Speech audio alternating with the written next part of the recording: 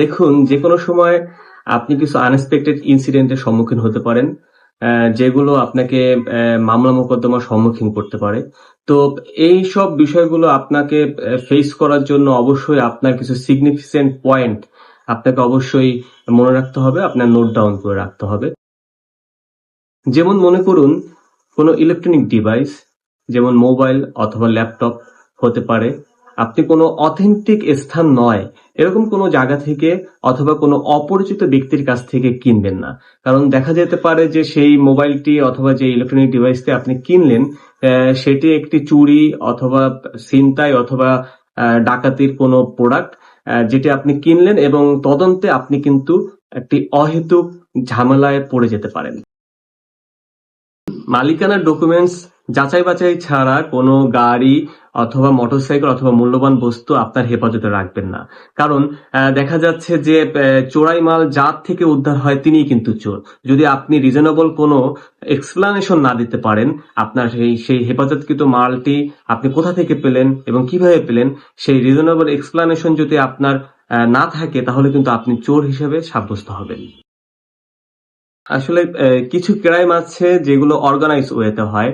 যেমন মনে করুন যে একটি কিডন্যাপ হলো এবং সেই কিডন্যাপার যারা আছেন তারা হচ্ছেন অর্গানাইজ ক্রাইমের সদস্য এবং তারা কি করলেন, তারা আপনার মোবাইলটি ব্যবহার করে তার ওই যাকে কিডন্যাপ করা হয়েছে তার পরিবারের কাছে টাকা পয়সা দাবি করতে পারে। তাই অপরিচিত কারো কাছে আপনার মোবাইলটি ব্যবহার করতে দিবেন না।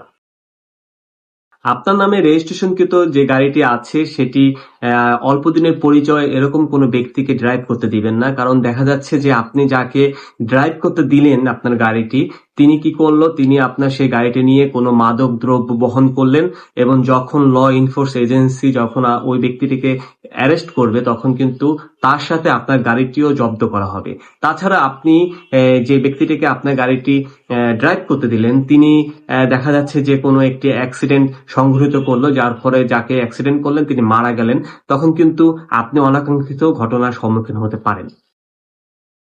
কারো সাথে কোনো লেনদেন করলে অথবা আপনার কোনো প্রপার্টি কাউকে ভাড়া দিলে অথবা আপনি কোনো বিজনেসে ইনভেস্ট করলে অবশ্যই আপনি লিখিত ডকুমেন্ট রাখবেন। কারণ দেখা যাচ্ছে যে আজকে আপনার যার সাথে ভালো সম্পর্ক তার সাথে আগামীকাল সাপ নেউরের সম্পর্ক হয়ে যেতে পারে। তখন কিন্তু আপনার যে লিখিত ডকুমেন্টসটি আছে সেটি কিন্তু আপনার কাজে দেবে। কারো সাথে ভালো সম্পর্ক শুধুমাত্র এই অজুহাতে আপনি কারো লোনের গ্যারান্টর হতে যাবেন না।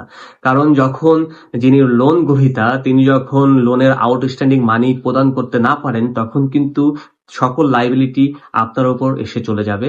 তখন কিন্তু আপনি গ্যারান্টর হিসেবে ফেঁসে যাবেন। কারো কাছে টাকা পেলে যথাসম্ভব ক্যাশ নিন।